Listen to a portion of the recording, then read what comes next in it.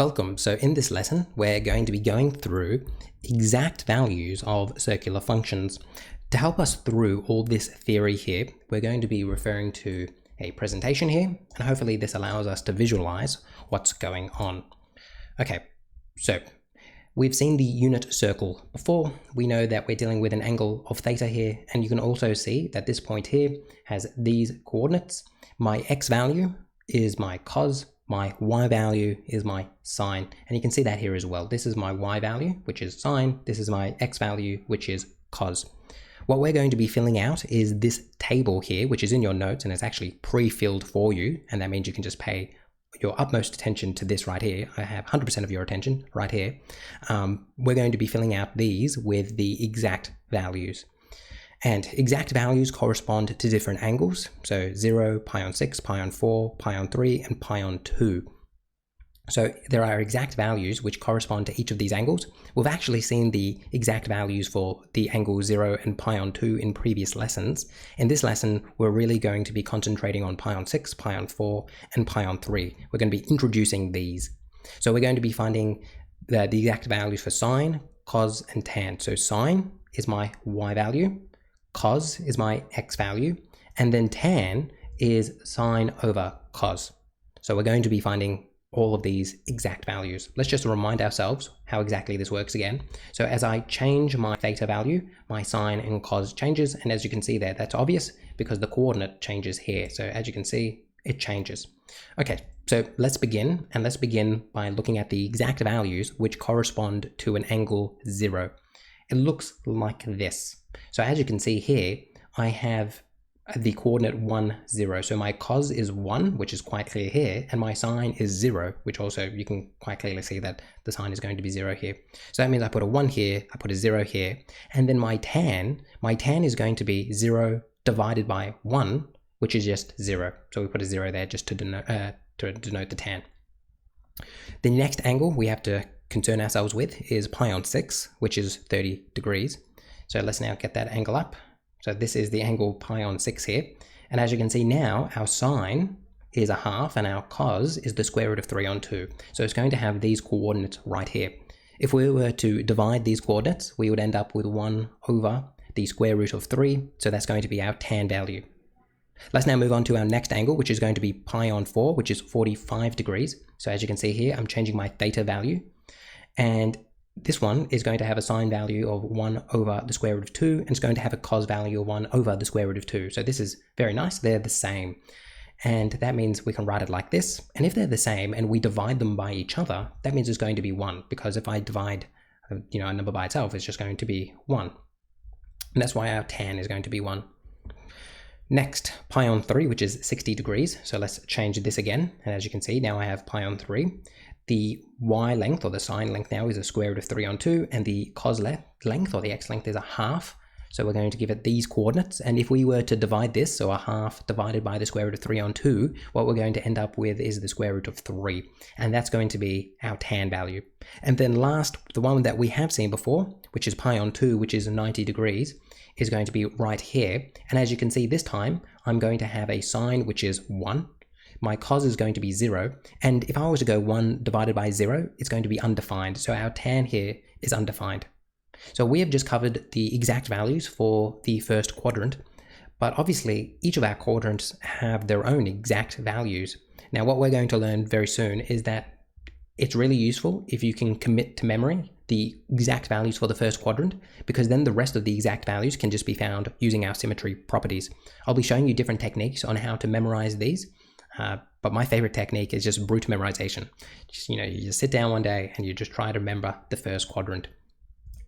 So this is what it looks like. So here's what we just found then, our first quadrant. And as you can see, we have exact values for every other quadrant as well. What you'll notice is that they're all pretty much the same, except that the negatives change. So some of them are negative, some of them are positive. So then the sign in front of them changes as I go from different quadrants. And obviously the angles here all have something in common. They're going to be symmetrical, as we soon learn.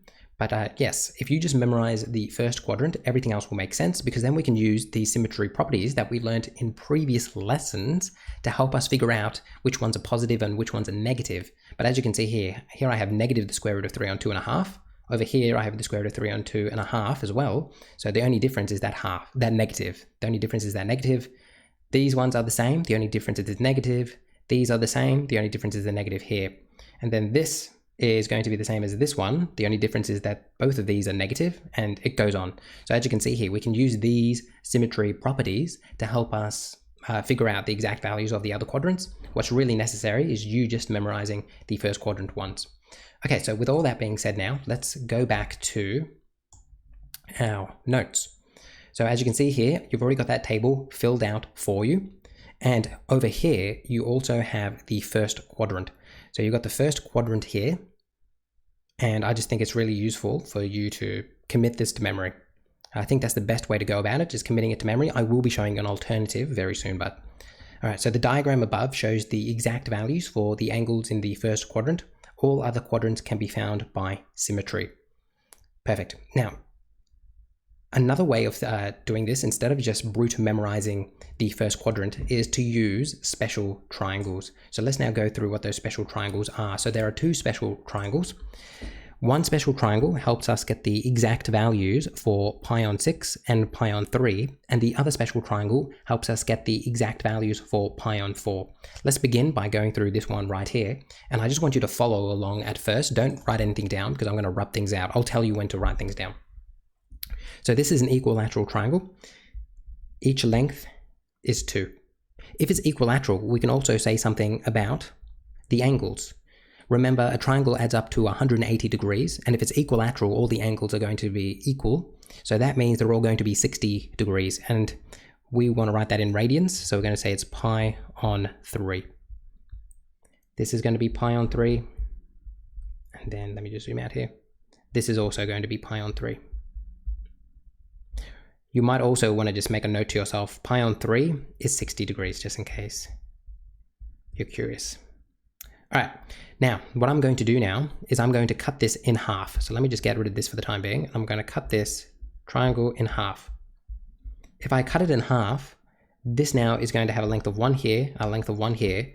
And if I've cut that angle exactly in half, remember it was originally pi on 3, but now this is going to be pi on 6, and that's 30 degrees. So we just halved 60 degrees, which is 30 degrees, or another way of saying it, we halved pi on 3, and half of pi on 3 is pi on 6.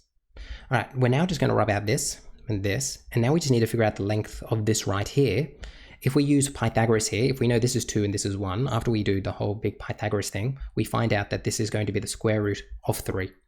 Okay, so that is what I want you to copy into your notes, this triangle right here. This is going to be really important, and this is what you should commit to memory. Okay, let's now go through how we actually use it now. So how do we use this special triangle? All right, so if I want to find sine of pi on 6, so I'm trying to find the sine of pi on 6. So I come up here and say, well, here is pi on 6. If I want to find sine is, let me just grab this, sine is opposite over hypotenuse. The opposite of this is going to be this, and my hypotenuse is over here. So this means it's going to be a half. And that is my exact value. If I want to find cos of pi on 6, cos is adjacent over hypotenuse. So I come up here, adjacent to this is over here, and my hypotenuse is this. So it's going to be the square root of 3 on 2. And then finally, we have tan of pi on 6, which is going to be opposite over adjacent, which is going to be the square root, 1 over the square root of 3. Opposite over adjacent, 1 over the square root of 3. Okay, let's now go through the next one. So now go through pi on 3. So if we're given pi on 3 and we need to find the exact values. Okay, so for the first one, sine of pi on 3 is opposite over hypotenuse. So this time I'm actually going to get rid of this one, and that one. So now this is going to be my opposite. This is going to be my hypotenuse. My opposite is going to be the square root of 3, and my hypotenuse is going to be 2. Then for the next one, so this is going to be adjacent over hypotenuse because it's cos, so katoa. This is going to be A, so adjacent is going to be 1 on 2. And then lastly, tan is going to be opposite over adjacent. So my opposite here is going to be the square root of 3. and my adjacent is going to be 1, so it's going to be square root of 3 over 1, which is just the square root of 3. Perfect. So that's how we can find the exact values for pi on 6 and pi on 3. So as you can see, we used this triangle to get our exact values for these two angles. If you want the exact values for pi on 4, you have to use this one right here. Let's go through how we're going to write this one up. What you're going to say is that this length is 1, this length is 1, and then by Pythagoras, we know this is going to be the square root of 2. This is also a right angle triangle, and this is going to be pi on 4 here, which is, as we know, 45 degrees. Then, using this, we can write in what our exact values are. So we could say sine of pi on 4 is going to be opposite over hypotenuse. So I'm looking at this one right here. Opposite is here, hypotenuse is here, 1 over the square root of 2. 1 over the square root of 2. Next, I'm going to be dealing with cos, which is going to be adjacent over hypotenuse, which is going to be a here. So opposite adjacent is going to be there. So it's going to be 1 over the square root of 2 again. And then lastly, it's going to be tan. So it's going to be opposite over adjacent, which is just going to be 1 on 1, which is 1. Perfect.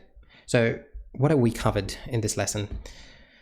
We have covered what all these values mean. We've looked at how they apply to our unit circle, so how we can visualize it using the unit circle, and also how we can use these special triangles to help us commit to memory all these exact values. In part 2 of this lesson, I'm going to be going through some questions which hopefully you will find very helpful in answering your exercise. So I will see you then.